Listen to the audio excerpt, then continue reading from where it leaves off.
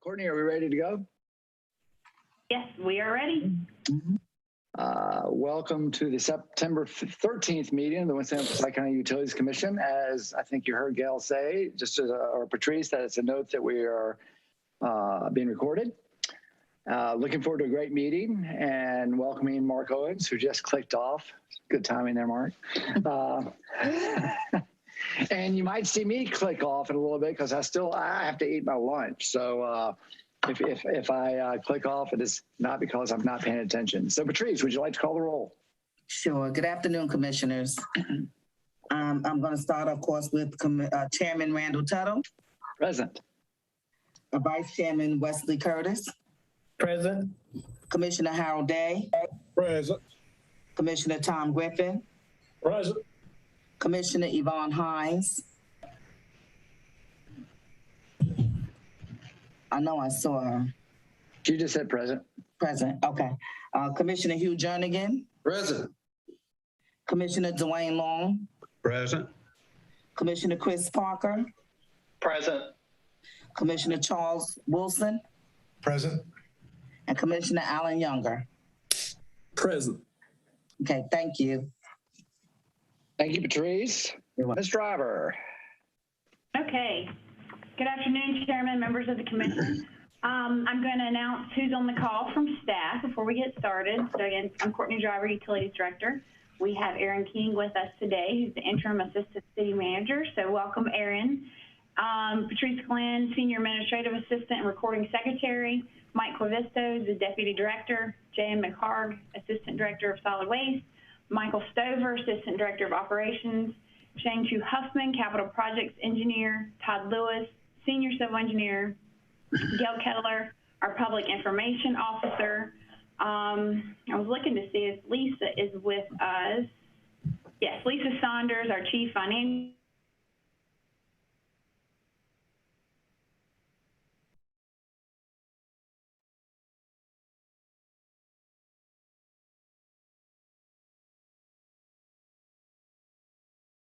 Curry Budget Office, and we have Mark Owens with us from Greater Winston-Salem, Inc., who is our guest speaker today. So I think I got all of our staff.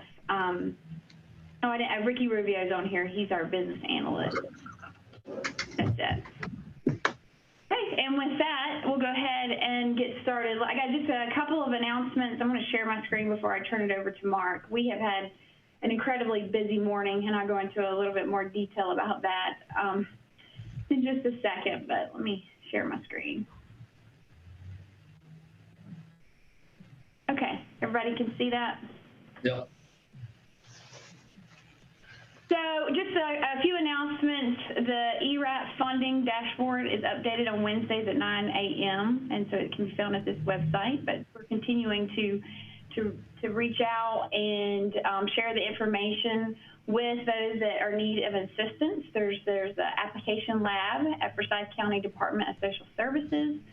So we continue to promote the rent and utility assistance programs. Also a reminder that we do have a meeting in October, a special meeting. This is to discuss the initial cost of service with Rathtellis. So as you know, we're going to do a cost of service study again this year, and so that first meeting will be in October. Two things. One, we had a major water main break on Basaba Road this morning. Some of you may have heard it on the news. Some of you may have been impacted with no water this morning. So I'll go into a little bit of detail. I got a picture for you here, but this is Basaba Road. We have a 12-inch water main and a 24-inch transmission line. So a transmission line is what brings the water from the plants to the system. We really don't have any transmission because it's just carrying the water. We don't have any connections off those transmission mains. They're usually larger in nature. And then a water main are the mains throughout the system that actually have the connections that serve the businesses and the homes. So anyway, they both broke. Sometime we got a call around midnight, maybe a little bit after. And then as you can see, the road has collapsed. What happened was we had three water tanks that went empty because of the amount of water that we lost. So that caused serious pressure throughout the system, throughout the entire system. And then there was a domino effect that happened. We had some issues at Chitty Pump Station, which is off Stratford Road. We had issues at Swan. So we just had a large impact across the county. At one point this morning, we did have 9 schools that were reporting no water. I've had conversations with the director of operations, and as of 9 o'clock, that number had gone down to 2 schools, but they were partnering with Costco to bring in bottled water, and the fire department and other avenues, water tanker trucks, things of that nature, just kind of to keep the schools in operations. So we were trying to get through that. And now, right now, we're trying to isolate. The 12-inch has been isolated, so we can make the repairs. The 24-inch, I don't know if you can tell, this is a large one where the water's gushing out. We're having a hard time isolating that line, which is one of the reasons why we're having such an issue trying to fill the tanks back up. So we've got people out there trying to make those repairs. Gail Keller has been out on the scene. She went out this morning, probably between 4 and 5 o'clock, to try to get ahead of the news and the media and get information out there to the public. Mike Stover has been out there as well, and I just will ask, Mike, do you have anything to share on that? No, I'll give a quick update. We do have the 12-inch that's broken. It's completely dry. We're cutting in the valves as we speak. I believe one has already been installed. Once we get that new one installed, we can turn the other valves on and get water to the nearby residents. We can do that fairly soon, like right now. The 24-inch, we're searching for other valves, having a backup. These larger diameter transmission mains, they space the valves out, several thousand feet apart. So we're trying to locate those. We do have crews on site. You can see the impact of the road. There'll be a couple hundred feet of the road that has to be rebuilt and replaced. So we are working on it now. Water, will probably be out on the 24-inch all day and probably some through the night. Thank you. Any questions on that before we move on? Any idea what happened? We do not know. You can tell from the very far left side of the picture, there's a hand-built rock head wall, and there's a culvert where Narcus Creek goes under Basaba Road. We believe the 24-inch failed, and you can imagine you can see the little bit of water coming out. If you can imagine that pipe being full capacity, it washed the rest of it out fairly quickly. So I believe that's why the 12-inch failed, but we don't have a cause at this point in time. Just a comment, and Mike, just for I guess Mark Owens and others, remind us how many miles of pipe that we have with water and sewer, and then also just, this is a lot of bad stuff going on this morning, but it was clean water and not sewage. So let's be also thankfully aware of that. Correct. We have 2,300 miles of water mains and roughly 1,800 miles of sewer mains. And you're absolutely right. This is clean drinking water and much easier to clean up and, get repaired than if it was a sewer main. So 4,000 miles plus a pipe, and yet, so I'm trying to look on the bright side. You think that sometime tomorrow will be, other than the road, will be back in action? The road will probably be closed all week, but the water mains, sure, they'll be fixed tonight. We have multiple crews on site. The big thing is getting the water off. Once we get the water off, we can start peeling the road back and make a ramp down. We're going to have to bring in dozens of dump truck loads of stone and gravel to fill that back up before we can even start, piecing the pipe back together. To Chris's question, do we need to understand how it happened before we fix it, or before we cover it up at least? What we'll do, we'll take the broken sections of pipe out and we'll examine it after we get the water back on. Our primary, sure, priority is getting the water back in store. Yeah, thanks, Mike. Thanks, and thanks from all of us to your crews. Yes, okay, thank you. So the next item I wanted to update you on, and it ties in a little bit to what Mark is going to speak about, is the American Rescue Plan Act funding update. So the city of Winston-Salem is still, you know, working through how those funds will be spent. We have a stakeholders group that meets weekly to talk through the different options and trying to interpret the rules and guidelines for this program. And, you know, there was an interim rule which received comments, and we're still waiting on the finalized rule of guidelines for how you can spend the funds. There is an item, and if Aaron wants to jump in, he can, but there's an item on the Finance Committee, I guess it would be the City Council Finance Committee agenda tonight, to use some of those funds for crime prevention and premium pay for some of our employees, not all the employees, but some of the employees that would fall into what they were called premium, you know, essential employees, those that worked face-to-face during the pandemic. With the public or each other. But we're still trying to just, at some point, there will be an application process. I know the county had an application process already, and the city will eventually do that, but at this point, there has not been one for the city of Winston-Salem. So with the county's application process, that's the next thing I wanted to discuss. Greater Winston-Salem, Inc. did submit an application for funding for a lift station, so a sanitary sewer lift station in this area of the map that's on the screen. This is off Wahlberg Road near the Union Cross Business Park. And so I wrote a letter of support for this project in the application. If there is sewer out in this area, of course, and it's built to our standards, then the Utility Commission would, you know, accept ownership and maintenance of that. So, and it opens up a lot of development, economic development in this area. So Mark can talk a little bit more about that when I turn it over to him. So any questions about that before we keep going? Okay, so Mark's with us, and he's going to give us a look into what's going on into his world and update us on what's going on with Greater Winston-Salem, Inc. I know they've got a lot of stuff happening, a lot of stuff going on, so I thought it would be a good idea for him to get in front of this group and talk through those items. So, Mark, I'll turn it over to you. Thank you, Courtney, and Mr. Chair and Commissioners. Thank you for having me here with you this afternoon. First, I want to echo Mr. Tuttle's thank you, Mike, to your team and all the crews, Courtney, all the folks that are helping keep the water on for our residents and get it back on.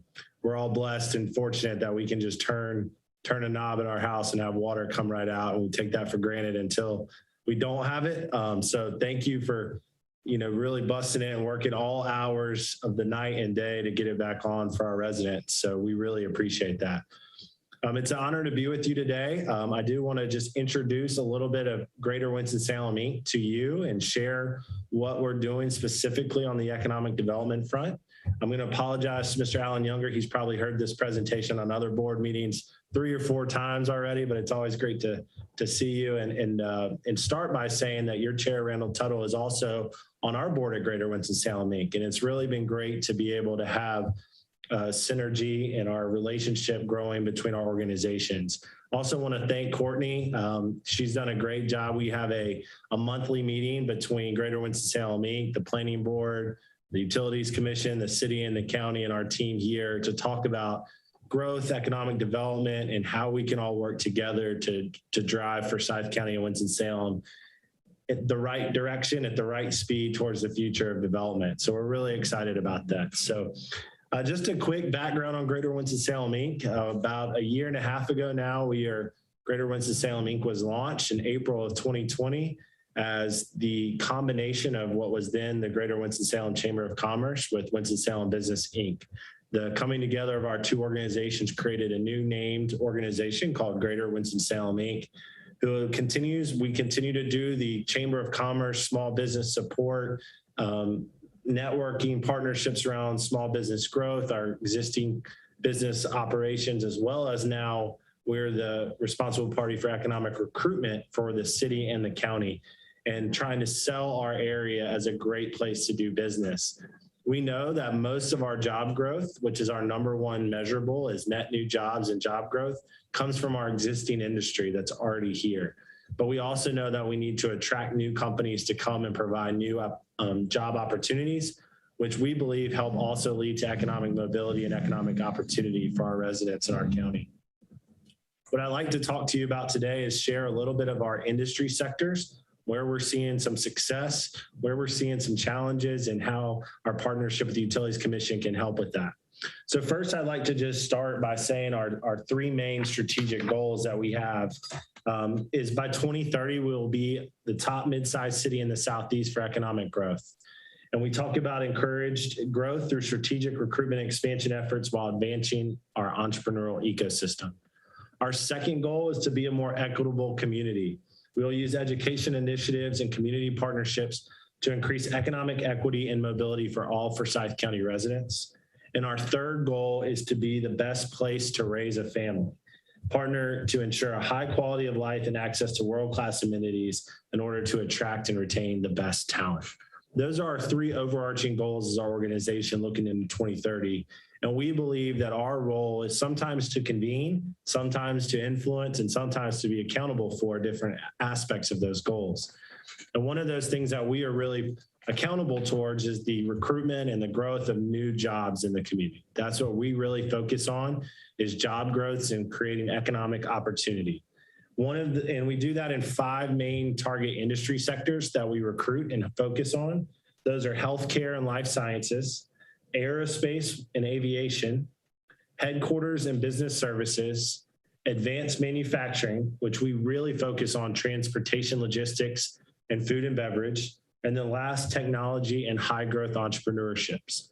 Those are our area sectors and industry sectors that we focus on to help get companies that fit the mold of what we already have in Winston-Salem and Forsyth County to also the type of companies that we want to have here in our community.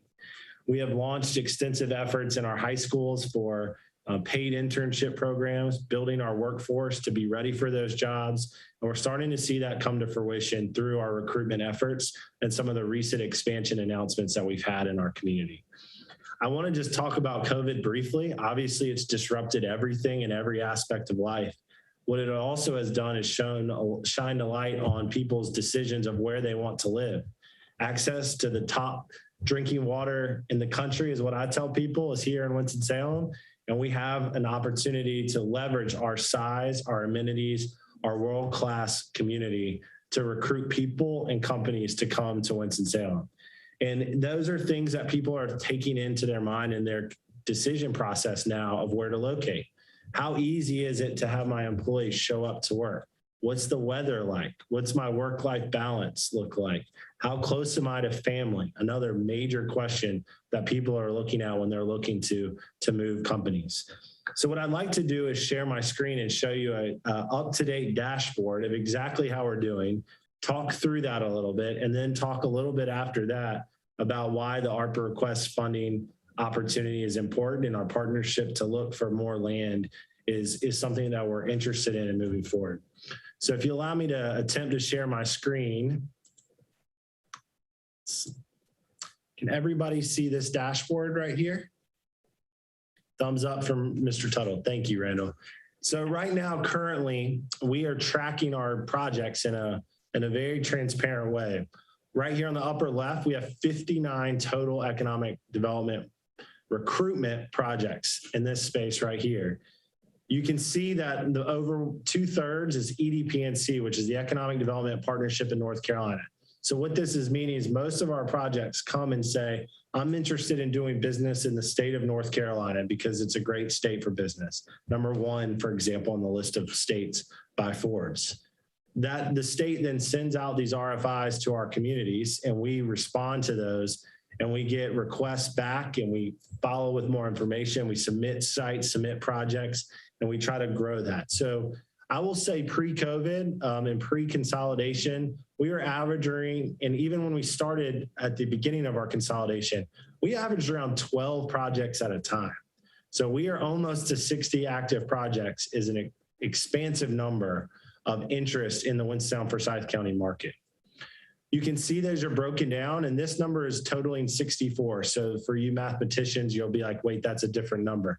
That's because we've had some that have been won. We've had 5 projects already won and announced. We keep them in this pipeline, in this funnel, to show that initial RFI submission is where most of those lie. And then as we get into the deeper stages of the funnel, we're being narrowed down to that decision-making process. So we've had some major announcements. You've seen the Ardagh Beverage announcement, which was $290 million in capital investment. You've seen Gardner Foods announce an expansion. We just had another announcement of our first relocation of a headquarters out of New York, which is Nature's Value, $30 million capital investment, 263 jobs, moving their headquarters out of New York. So really excited about that project coming to Whitaker Park. So you can see those are some of the announcements that we've had down in this bottom end of the pipeline. We also break it out by our industry sector. And what I like to really highlight are 2 main ones. First is advanced manufacturing. We break it down into 2 different sections here. This one's cut off, but 7 is food and beverage. So 28 advanced manufacturing, making and moving of products, is who we've been in our community. It still is who we are. It's just being done in a different and more advanced way. And that is something that's been really interesting to see. And one of those reasons is duplication of services. You think about, maybe a natural disaster or a hurricane being a disruption of your service, but now COVID has been that as well. So we're seeing a lot of facilities that may have been 250,000 square feet wanting to operate at 125,000 square feet in 2 different locations to avoid outbreaks of COVID or other reasons for that. But the one I really like to highlight as well is healthcare and life sciences. And 3 months ago, we had 2 active projects. We have had 8 in the last 3 months. And these have gone rapidly towards decision process. Unfortunately, we were cut from one on Friday of last week. RTP and Atlanta are the 2 cities that are areas that we are competing against. But we hope to be able to bring one towards public session here in the near future called Project Jacobs. That would be about 155 new jobs to our market. All in all, in this pipeline, it represents over 11,000 jobs and $2.8 billion in investment. Let me just be very clear. We do not expect to win all of those. We would love to win half of those, but we don't expect to win half of those. But that's how we measure what our full pipeline is. Thinking about that's our 24-inch main, and we want to get it down to the 12, to use some terminology that I'm learning this morning. That's how we kind of measure what our flow, our deal flow is. When you look at our investment, project investment by type, the majority of that has been attraction. A lot of interest in moving to mid-sized markets, and Winston-Salem being a premier right in the middle Carolina core of our region, of our state. We're getting a lot of interest. This expansion number at $289 million, that is, a lot of that has been Ardagh Beverage with their expansive capital investment of their facility, which I know is a major user of the utilities here. Again, projects, most of it's an attraction, but I'd like to highlight on this other side our received projects. You can see that this summer, we didn't slow down. It's been robust. I did a screenshot of this. This is as of the middle of August. So our new report should come out this week and it'll show, but we've slowed down a little in August in the first part of September, but we're still averaging almost 10 projects inquiries a month, which is very high for us. And then my favorite column are our wins. We've had 483 new jobs created this year through our efforts, as well as $279 million in capital investment. And just as a public commission, that capital investment helps with our property tax space as well. And it helps, us to advocate to our elected officials that we need to continue to have a favorable property tax, and our rate structures are very competitive, and our ability to be able to not have those rates and those property tax rates rise is because we can add to our property tax space and be able to grow that and continue to open up opportunities for these jobs. 483 new jobs. Our goal was going to be 500 new jobs a year, which would be a substantial number. we have had some success recruiting lately, and I believe it's proving to really show. So if we win a couple of these other ones, we hope to be able to break that goal in our first year, and we're really thrilled about that. So before I kind of move off of that, Courtney, to the land piece, are there any questions that I can answer on the pipeline specifically? Mark, it's Chris Parker. Yes, sir. I work in healthcare, and right now in healthcare and in retail and the service industries, I can't find anybody to work for me. There's just not enough workers out there. So are you foreseeing, I mean, what is your timeline and prediction on when that's going to improve? Because you're sitting here talking about bringing 483 new jobs to our county. Just tell me your thoughts on that. It's our number one challenge. And I know you feel it. I know others feel that.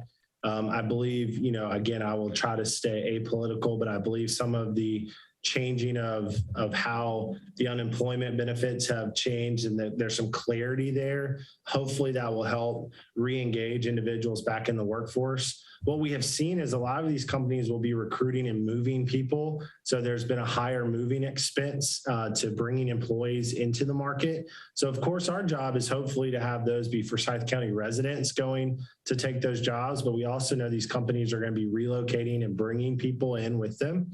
One of the things we measure is our downtown apartment occupancy rates, because we like to see, that in-migration, how do our downtown apartment scene look? We're at 97% occupied with more apartments being built as fast as they can go. We're seeing an influx, and I believe some of the census data is going to show our population growth. And so we've been an in-migration size city and region through the last year and a half due to COVID, as people have wanted to balance that quality of life.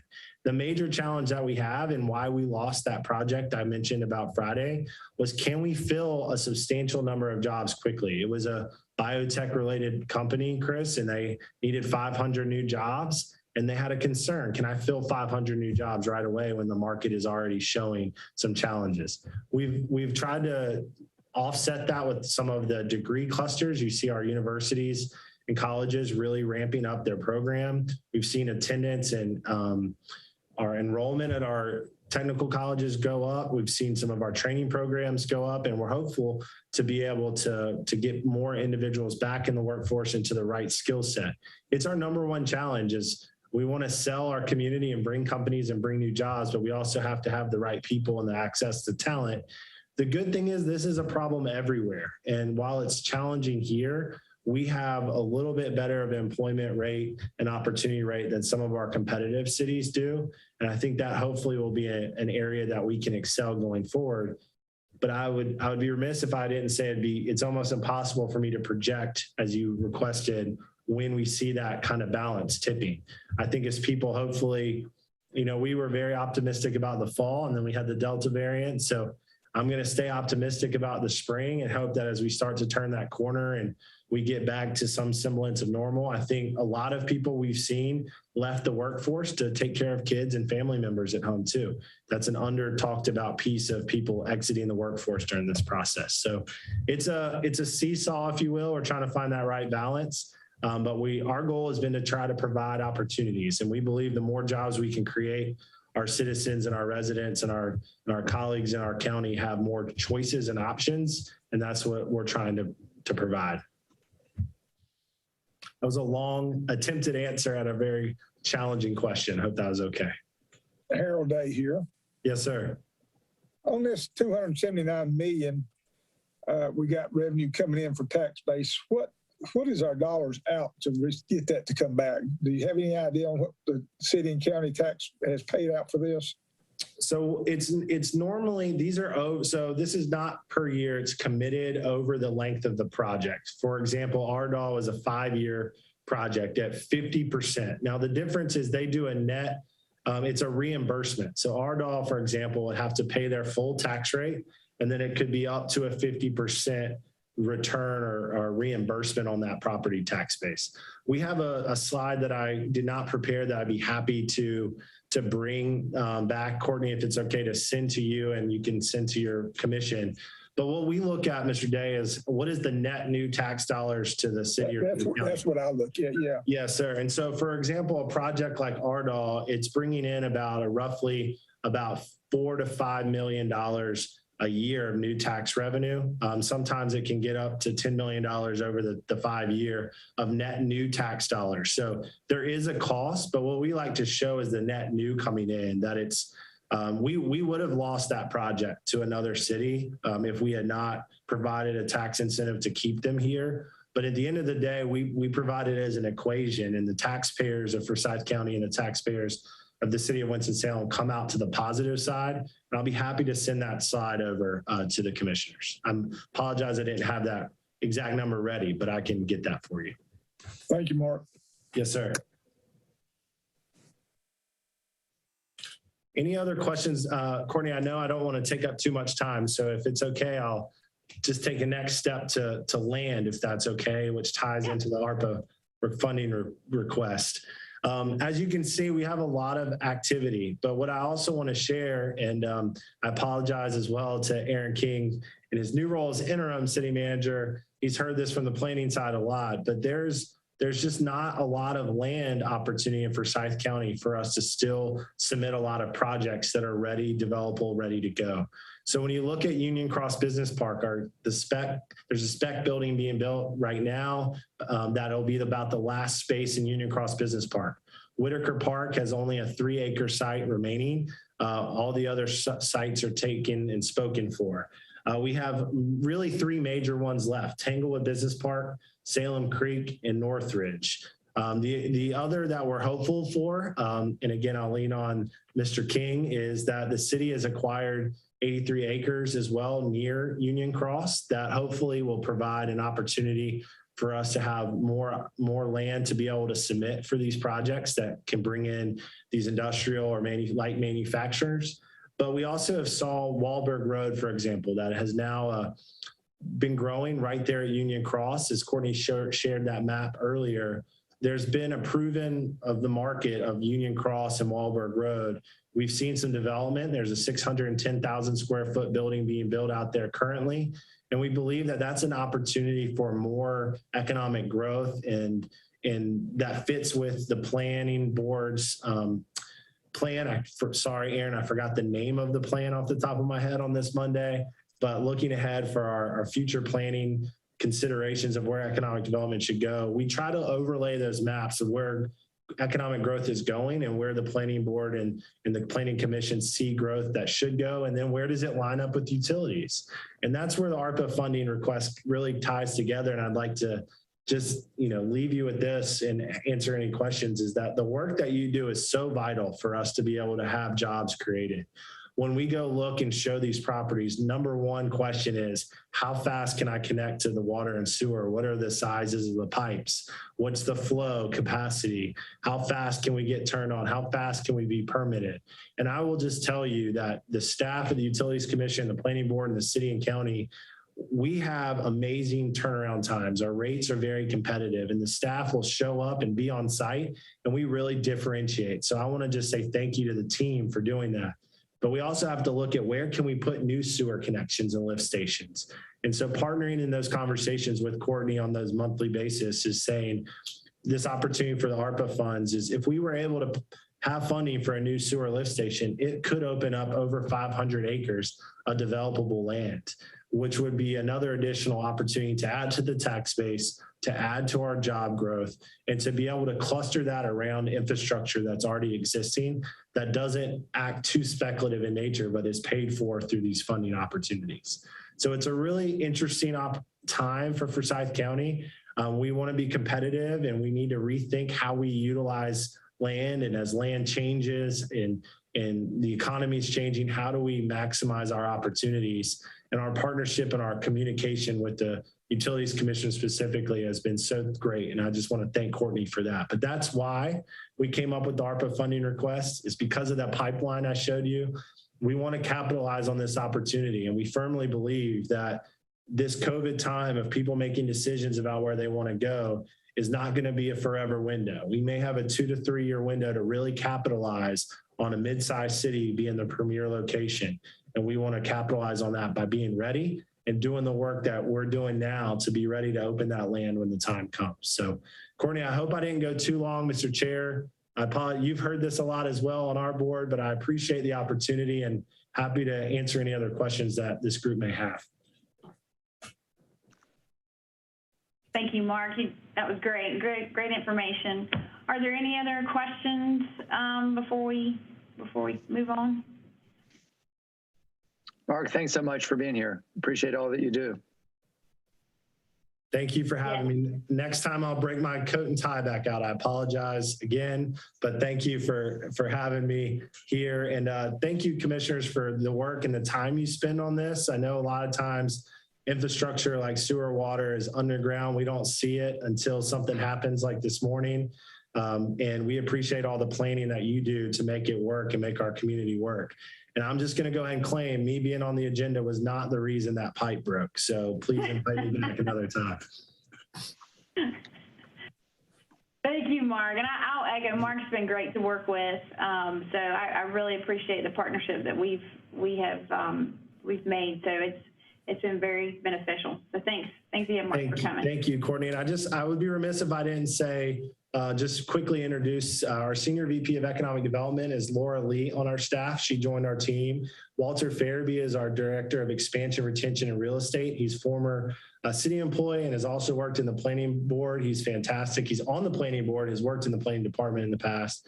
And we've also added Ellis Kiefer, Director of Recruitment. So we've built out a team that we're always here to answer your questions. So please let us know when we can. So thank you again for having me. Courtney, I'm going to sign off and wish you the best in your meeting today.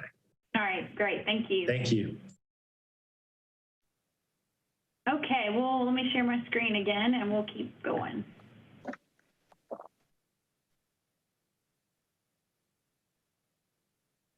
Okay, so Mike Stover is up with our water and wastewater updates. Thank you, Courtney. We'll start with the convenience dashboard. So far this calendar year, Todd Lewis and his group has issued 44 water and sewer permits for a total value of almost $13 million. This next chart will show the breakdown between water and sewer mileage that's been permitted, with 7.1 miles of water mains and 8.8 miles of sewer mains. Here's the rainfall charts. As you can tell, the middle part of the state is abnormally dry. Forsyth County does not fall within that category right now.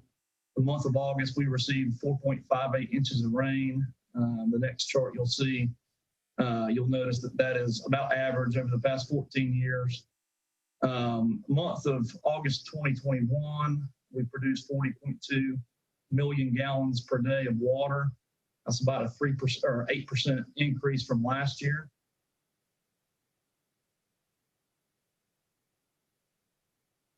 Our water quality and water sampling charts, we fielded 39 water quality calls in the month of August and took almost 27,000 samples at our 3 water plants. And we had 0 drinking water violations last month.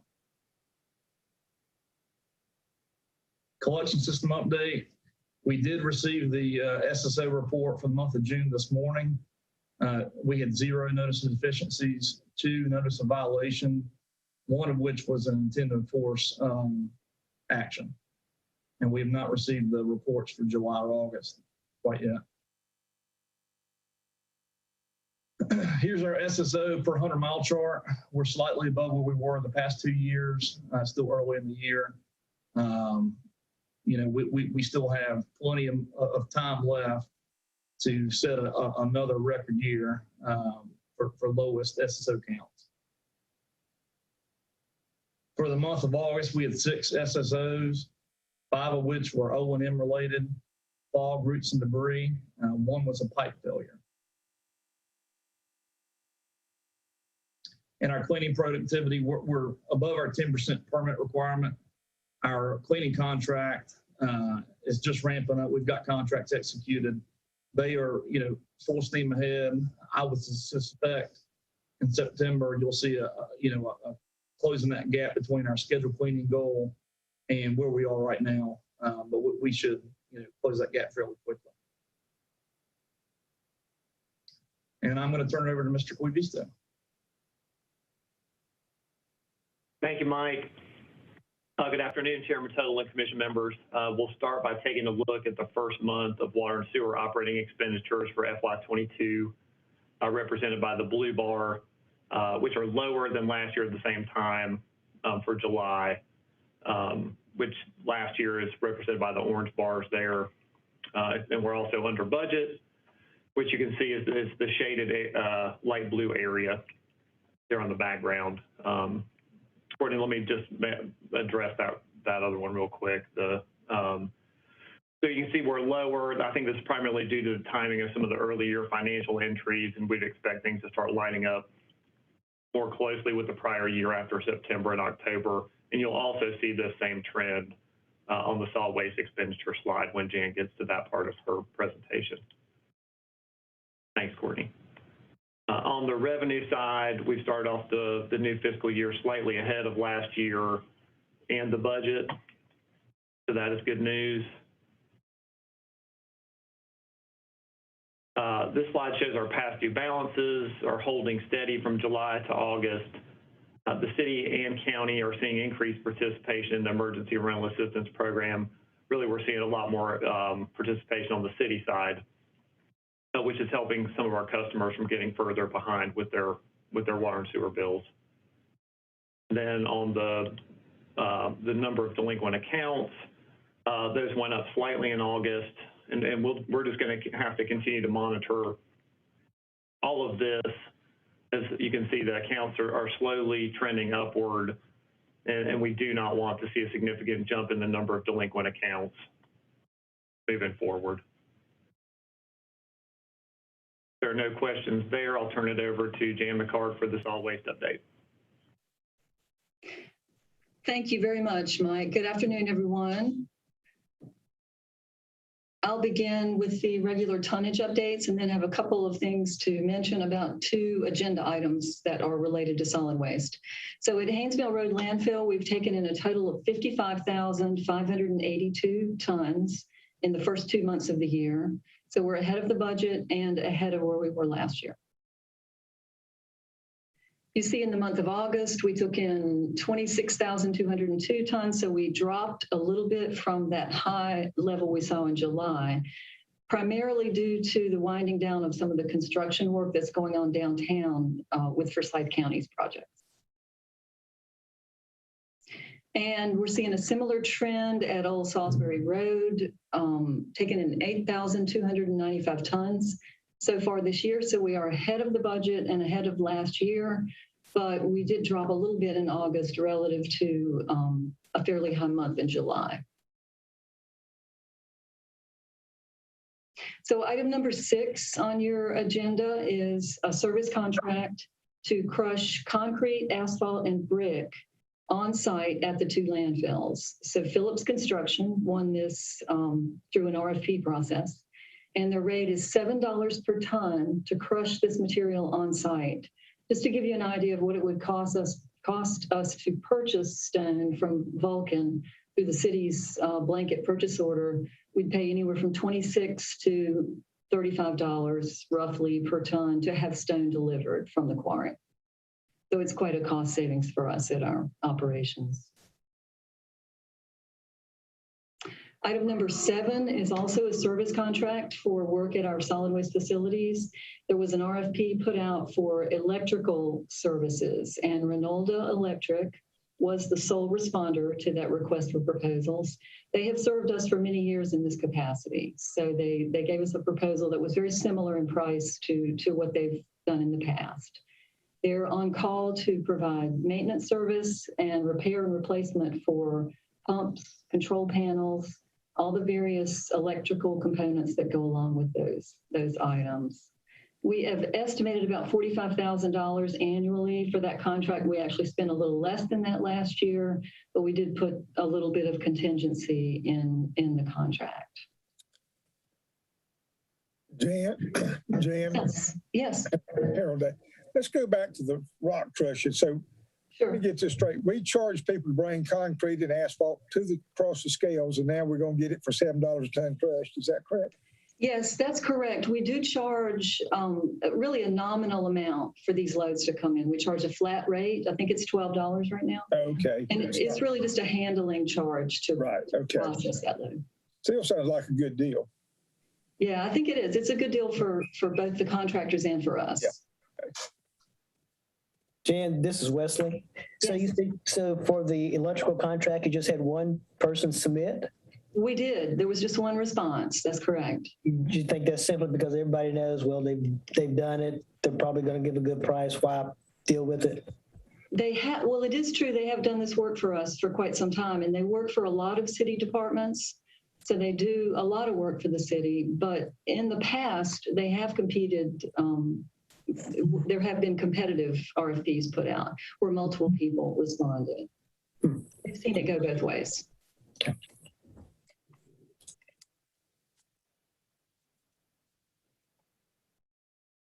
Okay. There are no other questions. We'll go on to the other agenda items. I'll turn it over to Mike Quevesto.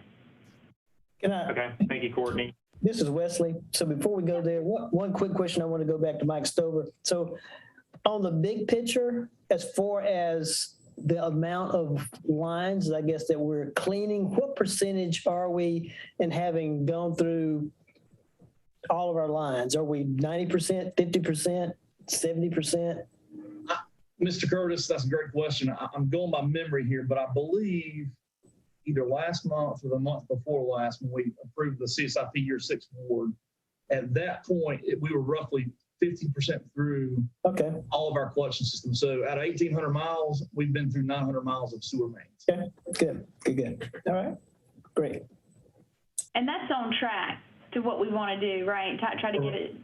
Correct. 100%. Our initial goal was to try to clean the whole system in 10 years. Yeah. Okay. Okay. All right, we will start with item 2, which is the one operations item. That's consideration of a resolution authorizing execution of various agreements regarding proposed water and sanitary sewer improvements to be installed within various developments.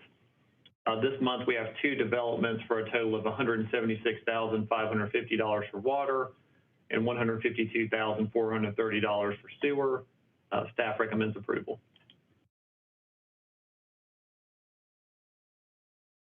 Moving to the finance items with item number 3, which is consideration of a resolution approving the execution of a change order to Charles R.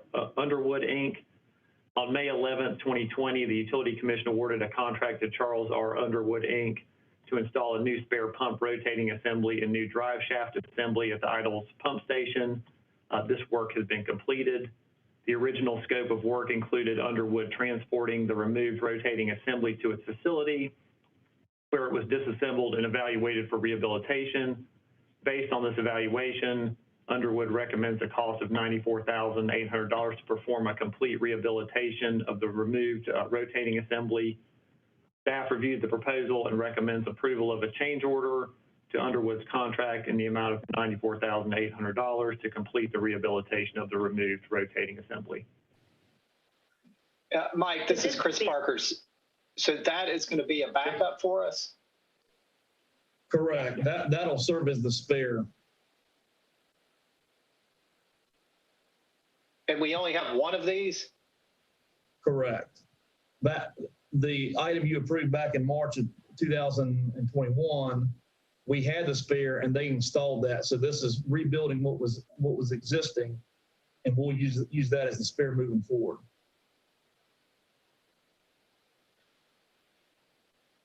Does that answer your question, Mr. Parker? Yeah, and based on that, it looks like this rehabilitation was about $95,000. So when I went back and looked at what we paid in 2020, which was about twice that much. So what you're telling me is the installation of it is pretty expensive. Correct. We didn't include this cost at that time because it was unknown. We didn't want to speculate what the condition was or what it may cost. So we decided to go ahead and install it, pull the unit that was in, and then evaluate it and get a more accurate cost before we get anything approved. Okay, so as I look back, I think it was almost 185,000 back in May of 2020. So at that point, we had a spare one and we installed that one. Correct. So how, as we do these rehabs, I mean, have we rehabbed this one before? I am not sure the answer to that question, but I can figure that out and let you know. Okay, I just wonder the life on these things, even under rehab. Thank you.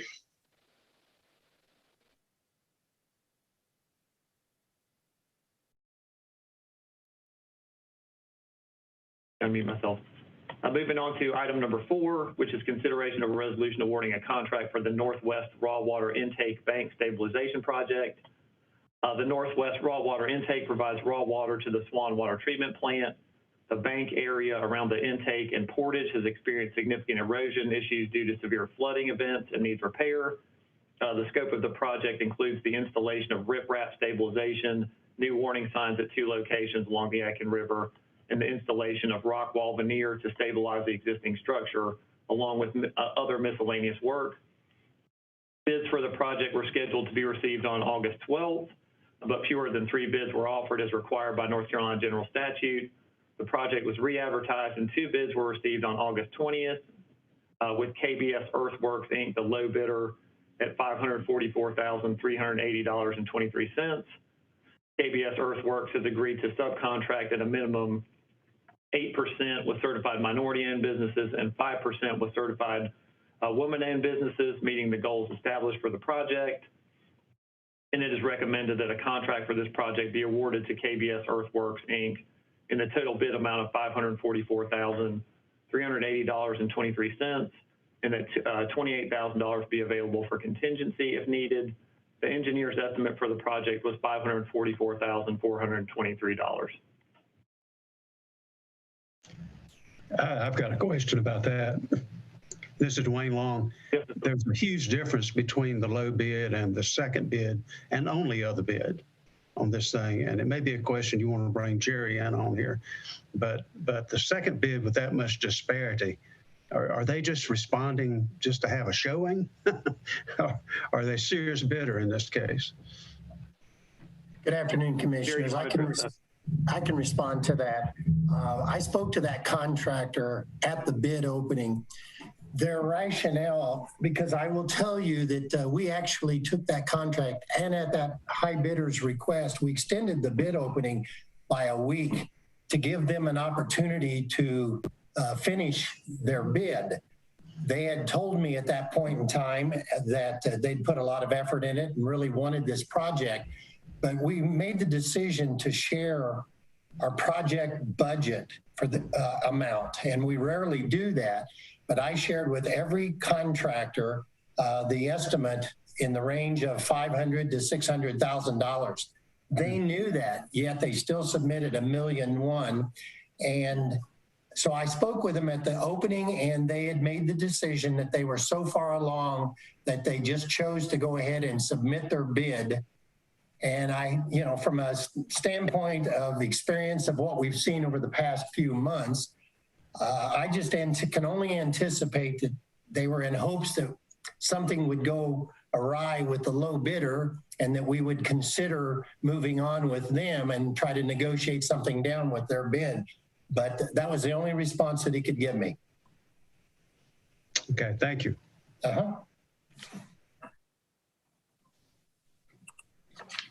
This is Charles Wilson. I had another question, I guess, and it ties into what Commissioner Curtis was asking about earlier with Reynolda Electric, as they were the sole bidder on that contract.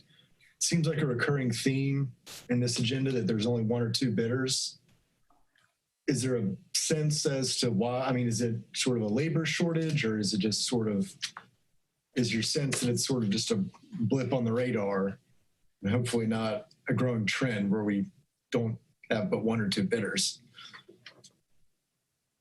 I'm happy to try to respond again. I can tell you that over the last few months, we have seen a downturn in the number of contractors bidding work.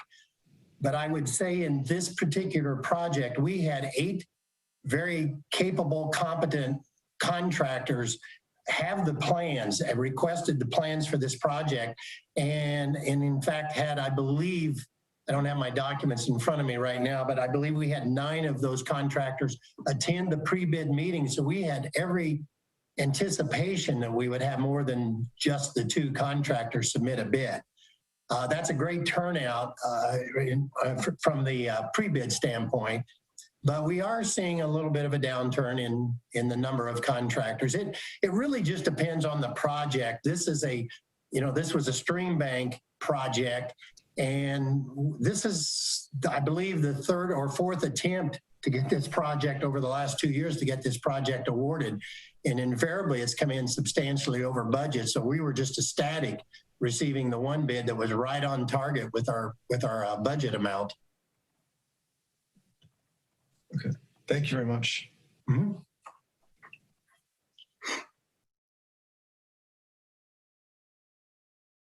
Okay, item 5 is consideration of a resolution awarding a contract for utilities easement maintenance. Utilities field operations has the need to hire a contractor to mechanically remove vegetative material to restore access to utility easements and to chemically treat the easements to prevent further vegetation from establishing after clearing. This work will take place on Winston-Salem Forsyth County Utilities off-street utility easements and rights of way within Forsyth County. Our purchasing department issued a request for proposals for an estimated 316,624 linear feet of mechanical vegetation removal and 215,000 feet of chemical vegetation removal. And one proposal was received from North State Environmental, Inc. An evaluation panel of city staff members reviewed the proposal.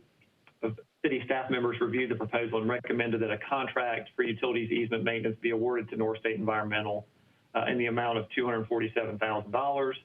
Terms of the RFP reserve the right for the commission to extend the service contract for as many as 2 additional 12-month periods for a potential total contract value of $741,000. Staff recommends approval. Question. Yes, Mr. Griffin. Chemically treated. Do we have specs on when the bid went out as to what kind of chemicals would be used for chemically treated, or do we leave that to the contractor? I believe we have a spec. Gary or Mike? Well, we have a spec for that. I can't tell you what it is off the top of my head, but I can find it. Well, obviously, a lot of this terrain is going to be close to a stream because that's where a lot of your sewer lines are. And I just want to make sure that we're not, putting the wrong kind of chemical near the stream would be my concern. Right. I do know that, the only thing we're spraying for is woody vegetation. The grass, prevents erosion. We just want to keep that. We just want to keep the saplings and the trees from coming back up. But I can figure out what that spec says. Okay. And send it to you separately, Mr. Griffin. So I got a question. Hello. Yes, Mr. Davis. Didn't we buy 2 pieces of equipment a few minutes back to do some of this mowing on the right of ways with those cat grinders and all? We did those pieces of equipment are for our in-house crew. And when I say crew is in one crew. We've had an annual easement clearing contract for years, and this is just renewing that contract. Okay. All right. Mike, this is Chris Parker. How does this look historically? Is this a company we've used before? And these amounts that we're getting, how does this look from what we got last year and years before? We have used North State Environmental before. We have not used them on easement clearing. We've used them on stream bank restoration projects. We've checked references that they've had outstanding references. Yeah. Compared their unit cost, pretty comparable in previous years. For light clearing, basically stuff you can bush hog or mow, it's 10 cents a foot. It's a great price. Anything over 3 inches in diameter, we consider heavy clearing. And they had a price of like, I think $1.85 a foot, which is fairly good. So very comparable to previous years. Well, that's good news.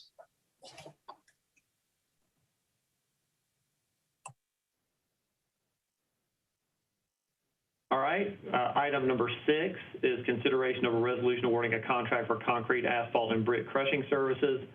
Jan already hit the highlights of this item, for which we issued a request for proposals. We got 2 proposals.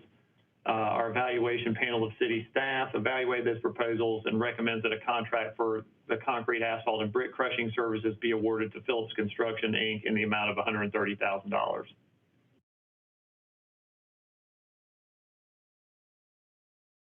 Item 7 is consideration of a resolution awarding a contract for all on-call electrical services. Jan also hit the specifics of this item, and staff recommends that a contract be awarded to Reynolda Electric Company, Inc. in the estimated annual amount of $45,000. Terms of the RFP reserve the right for the commission to extend the service contract for as many as 4 additional 12-month periods for a potential total contract value of $225,000, and staff recommends approval.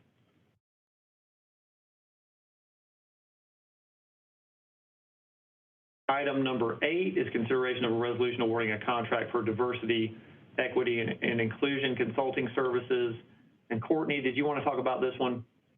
Yes, I want to talk about this one. As you know, I sent out a revised item last night. The main reasoning for that is that I don't think the originally the way that it was written accurately reflected what the cost would be. There's a known cost of $80,000 for the DEI assessment and action plan. So that's $80,000.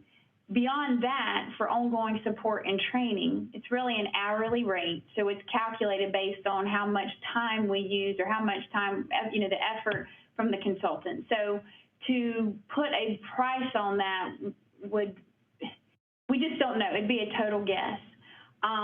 So originally, the original item had the $80,000 plus $96,000 for ongoing support.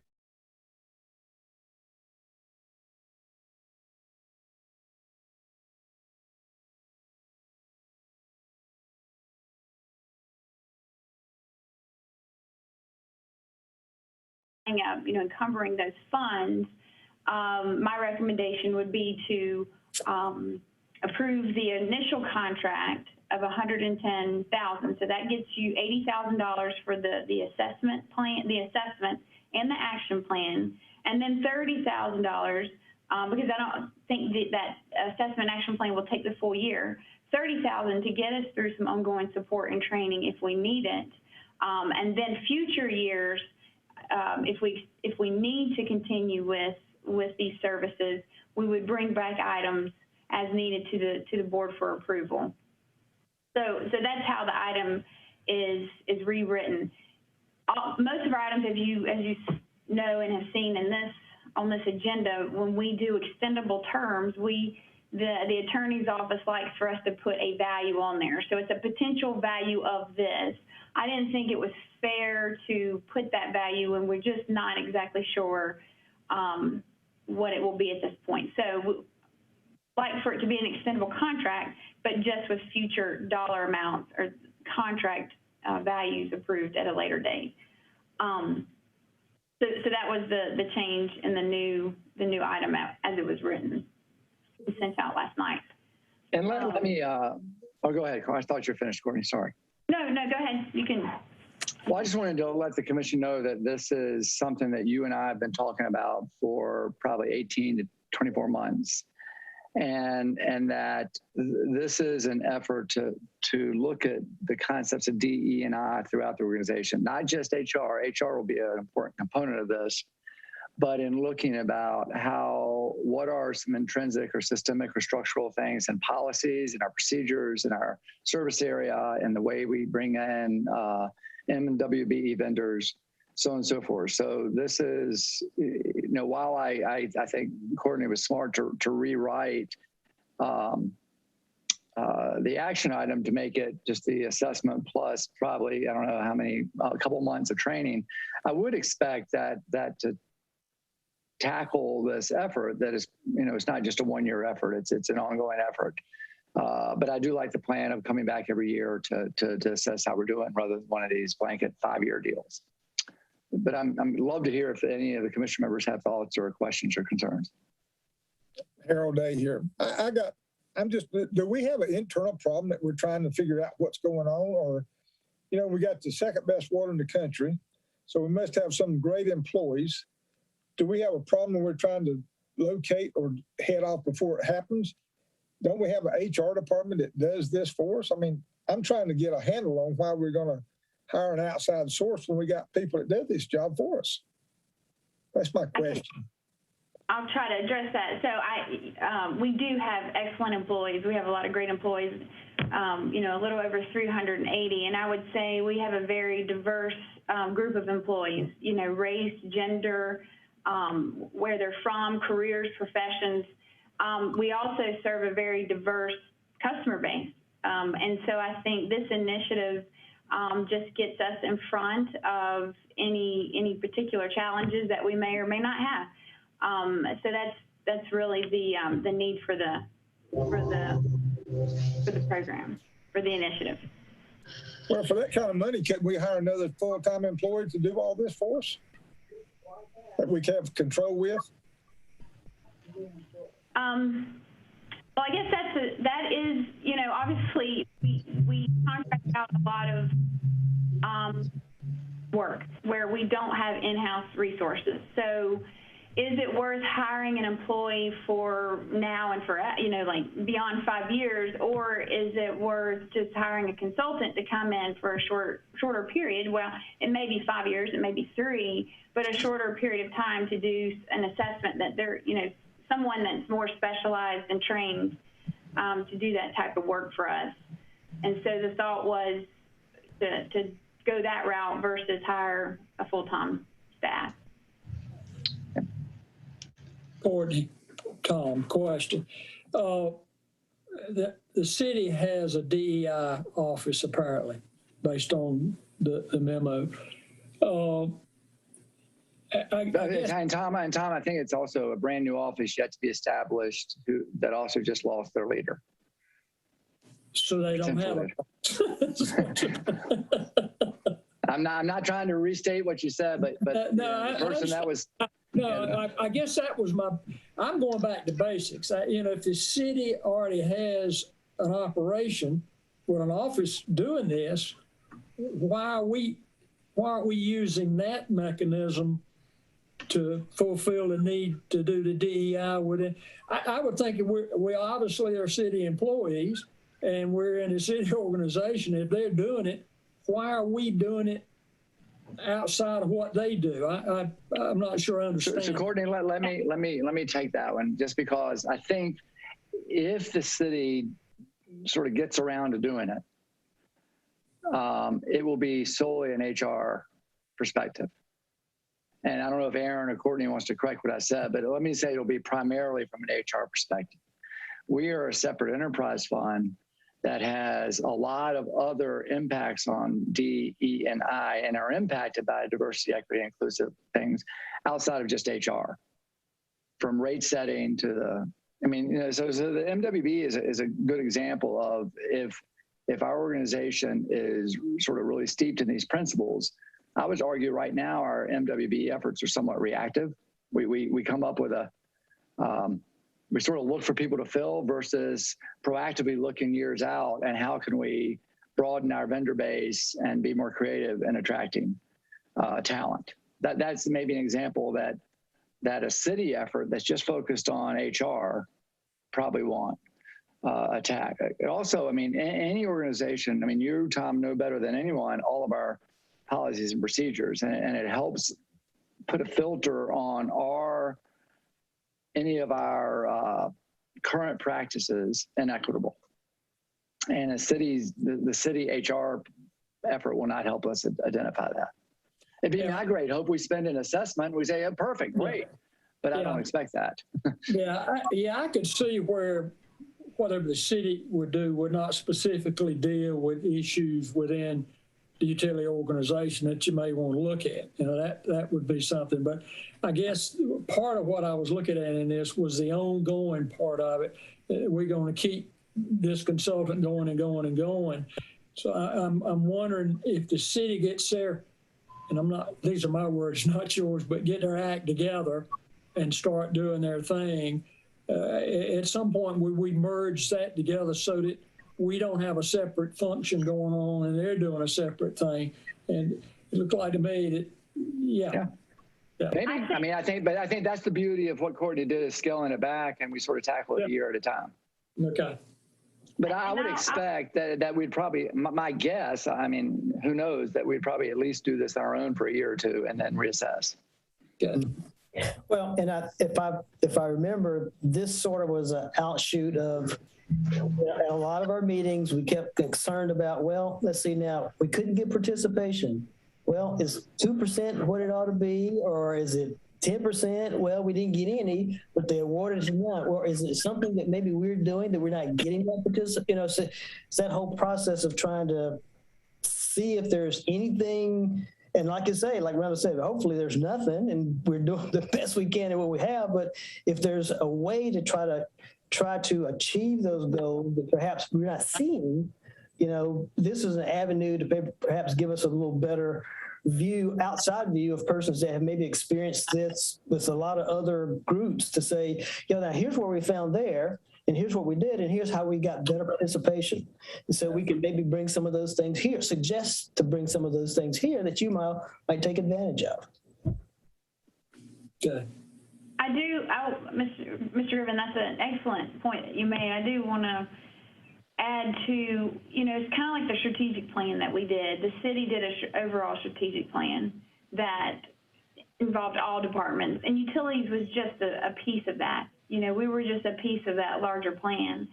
And then utilities, we did our own strategic plan because we wanted to take a deeper dive in what we were going to focus on. So I look at it a little bit of the same way. The city will have an initiative. We're going to take a little deeper dive in it. And I do think, like Mr. Tuttle said, that eventually it will be where we're kind of we roll up under the city's plan. And so that ongoing support could potentially be through the cities at some point. So if I could kind of further on Tom's question, and Wesley was kind of expounding on one of his areas of concern is with MWBE and purchasing. Do we not defer to the city Jerry Bates department for a lot of this? I mean, is this something that we do in-house? So if we come up and we say that that's a weakness and we do something differently, is that under our purview to enact that kind of change? Not to enact it, but I think we could definitely bring it up to the Office of Business Inclusion and Advancement. So that's really where those policies are set. And I see Shakira turned on her camera, so I don't know if she has anything to add, but we could definitely bring any thoughts or ideas or recommendations to her attention. And she would obviously, her department, I foresee being very involved with this initiative as well.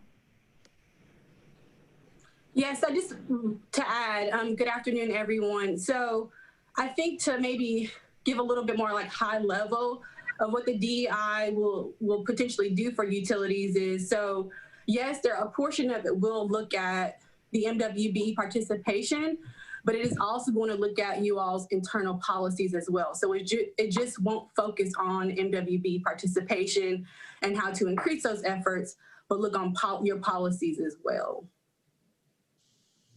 So, Shakira, this is Chris Parker. What are you foreseeing? Is the city of Winston-Salem plan on doing some type of an assessment like this for the overall city, or have they already done something like this in the past? So that's why the city of Winston-Salem does have the DEI office. And so from what I hear that Courtney is expressing is that she wanted the same thing to happen with the utilities as a whole.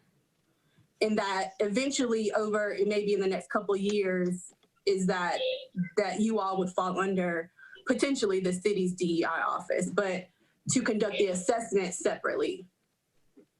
And I'll add to that, Mr. Parker. So Taisha Hinton was the director of the newly formed DEI office, and she has recently accepted a job with Raleigh, so she's leaving. But she and I had several conversations about how this process would go. And she was fully supportive. She was going to be part of our team obviously I was going to work closely with her. The plans were for the city's DI office to put out an RFP as well to do something similar to what we were doing. So they would have one, again, kind of like our strategic plan. They'd have a plan for the whole city, and then we have a more detailed plan for utilities. Since Tice is leaving, that could put a hold or a brief delay on what the city's planning on doing. I do think they've shifted those responsibility under the Human Relations Department. So now you've got somebody that's new that's got to get her footing on where she wants to take that. But I imagine that the direction would probably be very, very similar to what Taisha had planned before. And Aaron, I don't know if I'm speaking out of turn or what you've heard, but I think that's right. Yeah, you're spot on, Courtney. And one of the things I'd probably like to share is another thing that influenced me that I think it's different than the city is UNC School of Government. Some of the professors have a practice of looking at municipal service areas and residences of people of color and profile city after city after city where the service area for water and sewer stops. And so I remember reading that and sending that to Courtney, I don't know, it was like 3 or 4 years ago. And at a very high level, Courtney and I felt good that our service areas do not align with or without neighborhoods of color, but we don't know. And that is for certain cities, a blatant inequity in the provision of services. And I don't know how you could attack that by going through a citywide process. And so that's just one example of, yes, we're going to look at HR. Yes, we're going to look at Jakira's department and MWBE. Yes, we're going to look at service area. Yes, we're going to look at rate setting. So it's a lot that's unique to the Utility Commission that's not similar to what's going on in like a city or a county. That was at least the thought that when Courtney and I started brainstorming this. So, Courtney, do we have a blueprint? Has there been any other utilities in our state or of our size that have done a project like this, that have made it deliverable? I mean, do we have anything, or are we just kind of pushing ahead and forward? So I will say, I don't know, I can follow up with that because I don't know that I've specifically asked that question, but I do know that other utilities, our peer utilities, are definitely interested in a DEI initiative. So we are not alone in that regard.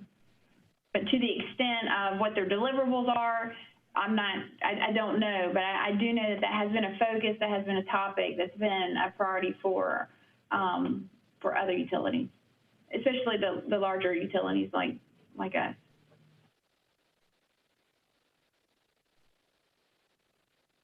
Okay, so it sounds to me like as we get more, if we approve this, as we get more into detail, then like you and some of your staff members, Randall obviously has some ideas, and Wesley as well, because they've thrown out some of the things that they would like to see come out of this, that those things are going to be outlined. Because I didn't necessarily see that in RFP, and maybe that was just too detailed to be put into an RFP. But it sounds like we've got some dreams of what is going to come out of this initiative. But since we don't have a blueprint and we don't have a framework of another utility that has done that, we may be on the cutting edge of pushing forward to see what it is that we expect. And I would imagine, based on some of the things that Randall was talking about, that some of these areas are kind of engineering, and it may be even out of the consultant's wheelhouse based on their experience. But I mean, I don't know. Those are just kind of my thoughts on this. Well, let me offer that it's funny that you ended with engineering. I think this work, not that I know that much about it, but it's not like you can come up with, I'm looking at Mike Stover, who's an engineer who likes to work with blueprints. I don't know if you're gonna really have a detailed blueprint how to do this work. So I do think we'll involve a lot of commission members. Any that wants to participate can be included. But I don't know, Chris, if we're going to get right down to the brass tacks of a super detailed bullet plan. That might not make you feel comfortable, but I just don't know if we can scope that out because we don't know what we're going to find after an assessment. But that's just one person's thought. Hey, this is Dwayne Long. I've got a question regarding the last paragraph of the proposal in here. As it states, Courtney, your original one that came out said years 2 through 5 would include facilitation, support, and training with a maximum $96,000 annually. And I understand why you pulled that back out. But on your update here, it doesn't specify an amount for years 2 through 5. That to me sounds too open-ended for this. So what you're approving today is only for year 1, which is $110,000. And before us, if there's any additional work that falls within the commission's threshold of approval, I would have to bring it back to you. So you're not approving anything in addition to the $110,000. So as that last paragraph is worded now, there is no amount going forward. We'd approve each year if it succeeds. Correct. I got it. Okay. And Dwayne, I think, Courtney, correct me if I'm wrong, I think her intent is not to exceed 96 a year. It'd be 0 to 96 per annual slug. Oh, correct. Yeah. Yeah. Let me go back. So when they come back in year 2, it would, I think staff is saying it would be no more than what was the initial thing of 96 per year. Yes. Well, so, and as I mentioned, so 96,000 was really calculated by an hourly rate at 40 hours a month. So basically 1 month out of, or 1 week a month for a year at an hourly rate got you 96,000. So it is a total estimate. You know, once we define what our action plan is and what our recommendations, you know, are, what they look like, then we'll know what kind of training we need, or we'll know what kind of ongoing support we need. But at this point, we don't, which is why I wanted to remove that amount, because it made it look like it was a really large number, when reality, I don't think it's going to be that high. You know, I don't think it's going to be 560,000. Yes, we will need some ongoing support and training, but we don't know at this point what it will be or how much support we'll need.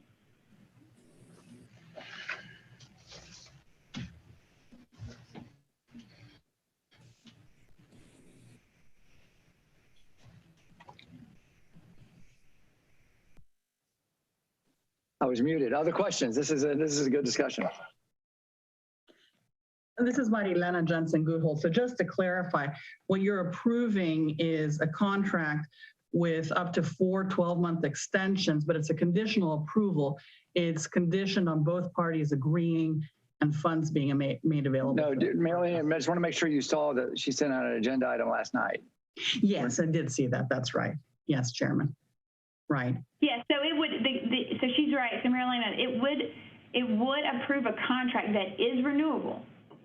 For just extending the time period, but not extending the value. Like you're only approving 110,000, and any additional funding would have to be approved by the commission, you know, within the ranges of, you know, the amounts that need board approval would have to come back to the commission. That's right. It's a conditional approval.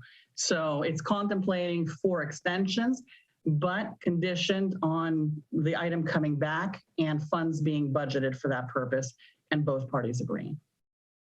So the only dollar amount that you're approving right now is for the first year, which, if I'm not mistaken, runs from October 1st of this year through September 30th of next year. That's the only dollar amount that you're approving right now is 110,000. Other questions? Okay, thanks. Okay, let me share my screen again, get this. Okay, there you go. All right, item 9 is consideration of resolution authorizing the execution of an engineering agreement with Hyphen Infrastructure Engineering PC for the design, bidding, and construction administration services for the 15th Street Water Pump Station upgrade project. The 15th Street Water Pump Station has not been significantly upgraded since it was placed into service in 1984. This pump station conveys water into the 1090-foot pressure zone to satisfy system demand. The pump station needs several upgrades, which were identified as part of the recommendations in the 2020 water distribution system master plan. Staff requested statements of qualifications from consulting engineers for this project, and after reviewing the proposals from 2 engineering firms, Hyphen Infrastructure was selected. Staff requested a scope and fee from Hyphen to provide design, bidding, and construction administration services. Staff negotiated a fee of $332,800 with Hyphen for these services and finds this fee reasonable compared to other projects with similar scope and services. Hyphen's, let me see I've lost my place here. Hyphen's proposal includes 20% MWE participation in the project. Staff recommends approval of an engineering agreement with Hyphen Infrastructure Engineering PC for this project in the amount of $332,800.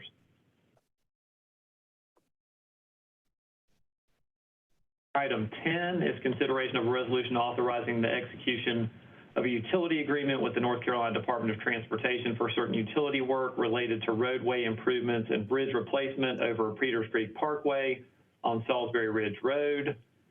NCDOT has prepared and adopted plans to replace the bridge over Peters Creek and Salisbury Ridge Road. As a result of this project, relocation of water and sewer lines is necessary. Winston-Salem County Utilities is responsible for costs related to relocating water and sewer infrastructure within NCDOT's right-of-way. Construction work includes relocation of approximately 46 linear feet of 6-inch water line, 278 linear feet of 8-inch sewer line, and 50 linear feet of 16-inch steel encasement. The requested resolution authorizes the execution of a utility agreement with NCDOT, whereby NCDOT will include provisions for the preliminary engineering design and utility work in its contract. After review of the plans, utility staff was able to negotiate a price for the preliminary engineering design in the amount of $6,932 and all relocation costs in the amount of $98,569. Upon completion of all utility work, Winston-Salem County Utilities will reimburse NCDOT in one final payment. Staff recommends approval. Item number 11 is consideration of a resolution authorizing the execution of a supplemental agreement with the North Carolina Department of Transportation for sewer main repairs related to the construction of the Northern Beltway interchange at US 52. On April 13th, 2020, the Utility Commission adopted a resolution authorizing the execution of a utility agreement with NCDOT for utility work. Under this agreement, Winston-Salem County Utilities is responsible for the betterment costs for relocating water and sewer mains located within NCDOT's right-of-way. The betterment costs are set at a not-to-exceed amount of $652,478. During construction, severe corrosion of an existing sewer main that crosses US 52 was discovered. Repair and rehabilitation of this sewer main was needed to prevent sewage discharge into a nearby creek.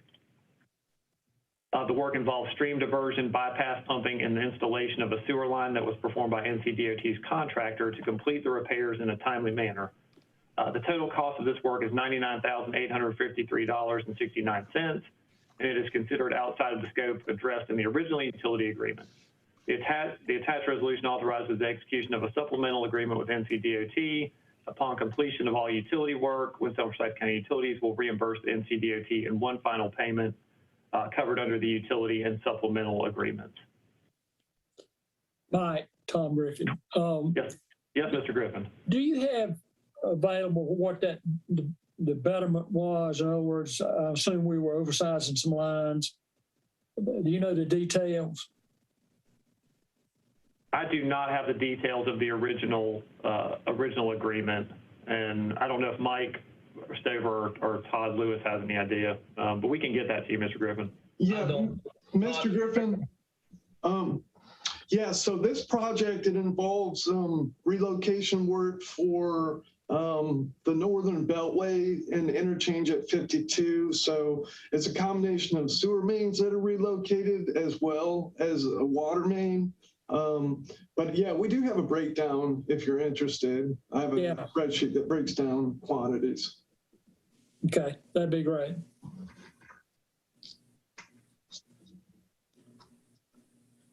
All right, well, item number 11 is the last item on the agenda. I'll turn it over to Mr. Tuttle. Oh, got it. I thought you were getting ready to do that again. So that was a head fake, Mike. Okay, thank you, Mr. Cuevisto. We have agenda items 1 through 11. Would any commission members like to pull any agenda items for separate discussion?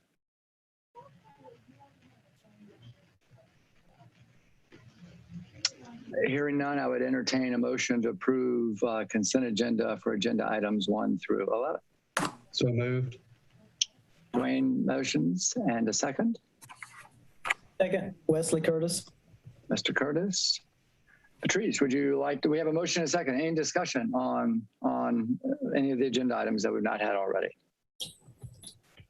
Patrice, would you please call the roll? For approval, Wesley Curtis. Yes. Chair. Commissioner Harold Day. Yes. Commissioner Tom Griffin. Yes. Commissioner Yvonne Hines. Yes. Commissioner Hugh Jernigan. Yes. Commissioner Dwayne Long. Yes. Commissioner Chris Parker. Yes. Commissioner Charles Wilson.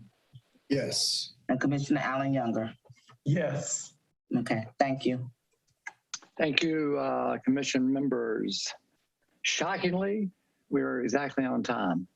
Courtney, back to you and Shane. I know, we are. I was looking, we're right on the agenda. Okay, let me share the screen again, and then we'll finish up with, Shane will give a update on our capital improvement project.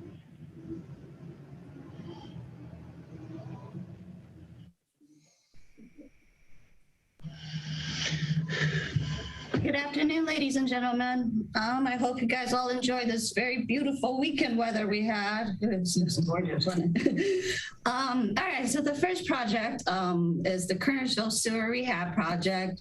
We've spent a little over 1.5 million so far. The notice to proceed for this project was August 31st of last year. We've completed 70 out of 125 projects to date.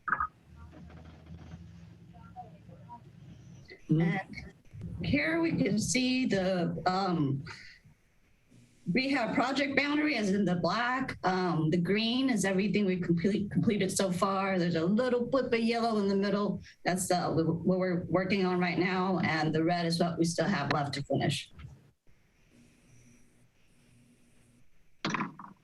Water main improvement projects. This contract amount was about 2.1 million.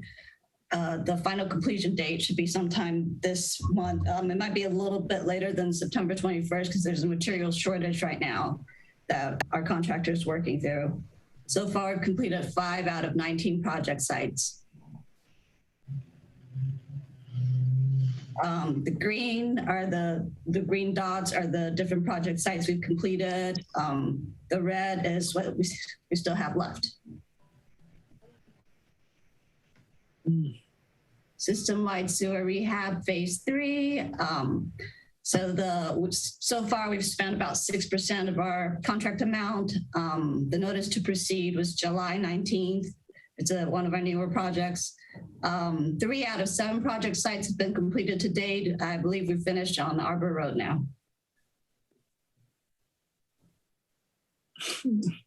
And here you can see the project map. It's pretty much all over Winston and a little bit over in Clemens. The green is what we've completed and the red is what we still have left to do. Roswell Lift Station. So this project, pretty much all the project work has been completed. The force main's been installed, the gravity sewer's been completed, the lift station is in operation, and we're just working on site cleanup now. Right here you can see everything is green, so you probably will not be seeing this project next month. We are done. North Mill Creek. So we've used about 85% of our contract time. The 42-inch pipe is about 62% complete. The 36-inch pipe is about 60% complete. The Reynolda Road, Midkiff Road, Greenway restoration is still underway. It's getting paved, or we just finished paving it. And here is the progress map. They've completed a little bit more work around the sorry, I have trouble saying that. Bethabara Park area, and then you can see the yellow that's ongoing as well. And here you can see the Greenway with the road being paved. Are there any questions for me? Any update on Muddy Creek? How's it all going? Not legally, operationally. Yes.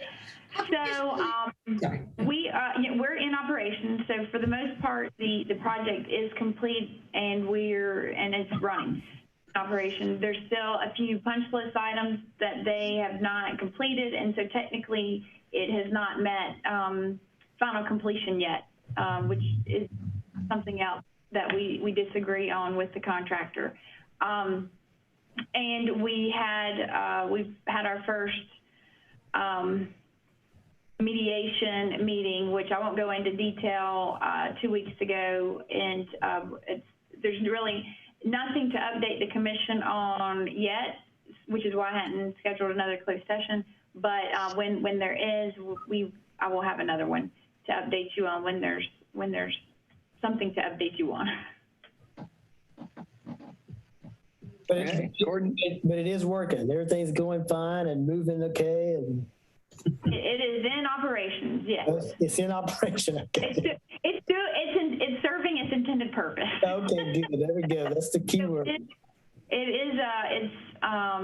have the ability to transfer flow from Muddy to Elledge, and that was the main intent of the project. So that is happening. Courtney, anything else from you or staff?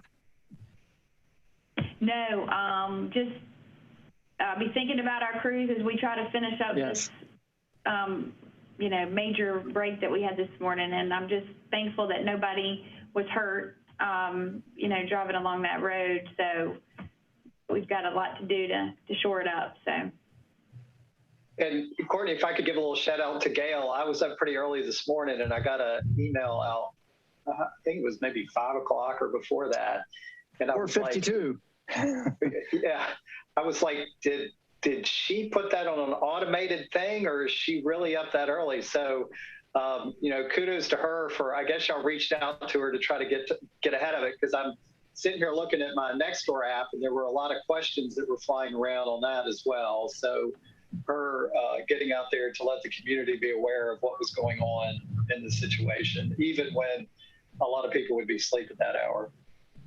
Yes, I'm glad you mentioned that, because Gail really has done an excellent job. When Kyra was still with us, they used to share times when they would be technically on call. But if we have any kind of emergency like that, the field operations crew will call. Used to be either one of them, but now it's only Gail. And, she responds in cases of emergency, and she got up, sent out the news release, and went out on site, and she's been working very hard. So, yeah. As well as other staff that had to go out there this morning and respond. Any commission members have anything they'd like to bring? I was going to say, yes, she did not have to get down in the hole, I'm assuming.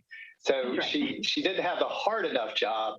But yeah, for all those people who had to actually wade down in it, yeah, especially thanks and kudos to them. Because we take this for granted. I mean, this is a time that I wouldn't have thought something like this would have occurred.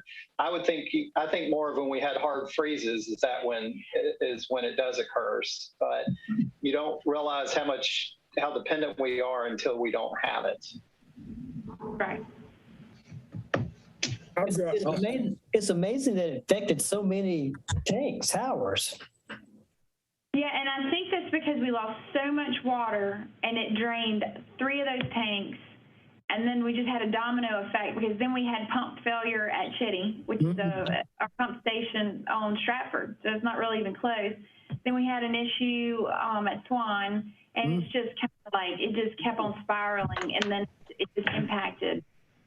Well, and keep in mind, this is kind of the artery between Wake Forest Tank and Old Town Tank. So, you know, severing that line really has a trickle-down effect throughout the system. No pun intended, Mike. I'm glad you called it, Mr. Tillman. And also, by the way, I was thinking about when Mike was talking about all the water production, you know, there's going to be a little blip this day. So think about next month's production. We're going to have a big day on September 13th in terms of water. Yeah. And unfortunately, it's not revenue, it's not billed water. Yeah, I know. It's not revenue. It's just production. I've got one thing. Is Jerry still on the line with us? His name is? Yeah. Well, I had some damage at my property 6 weeks ago at 3 o'clock in the morning for a guy who was not driving good. And I can't get a price on nothing. Nobody will come even give me an estimate. And one guy did, and he said, I don't have the materials. I'll do it when I can. So I understand what Jerry's going through to try to get bids on what we're doing. Yeah, it's unbelievable. Yeah. We were a little worried. Mike Stover said the first thing that popped in his head this morning was, are we going to be able to find material to fix this? So it's unbelievable. If you don't know, if you don't go out and try to find something for you, but you don't normally need, it's unbelievable. So.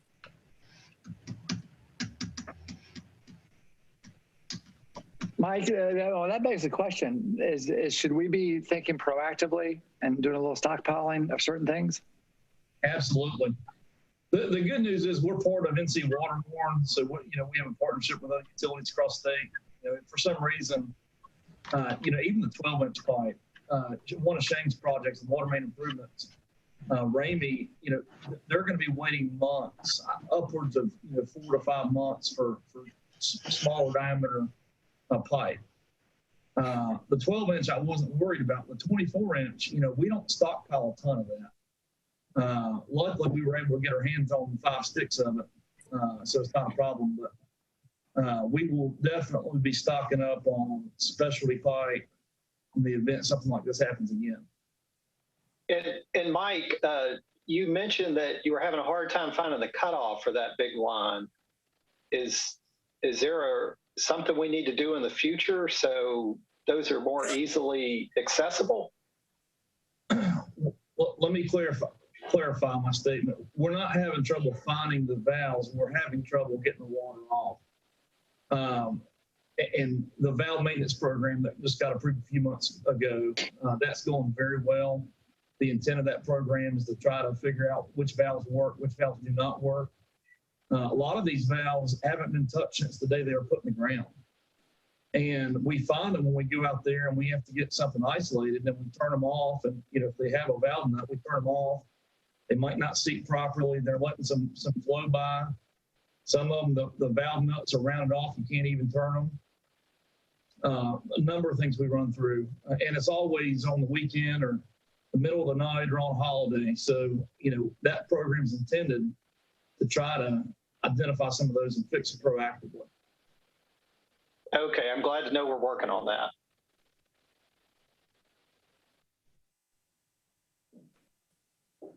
Other commission members? Speak now, or I'm going to call on Mr. Day. Here's your last chance. I'm here. Well, thank you all for a wonderful meeting. Good discussion. Courtney, thanks to your staff, and do reach out to the people out in the field today from all of us. We would appreciate that. Will do. Mr. Day. I'd like to make a motion to adjourn this meeting. I second it. I'll second. There we go. Yeah. All right, Patrice. I mean, Marlena's not here. We could just all leave, but we'll get in trouble. So go ahead, Patrice. You're on mute, Patrice. I'm sorry, I was talking to you. Okay, Chairman Tuttle, I don't get to vote. Don't vote. Vice Chairman Curtis, I'm sorry. Yes. Commissioner Howard Day, Yes. Commissioner Tom Griffin, Yes. Commissioner Vaughn Hines. Yes.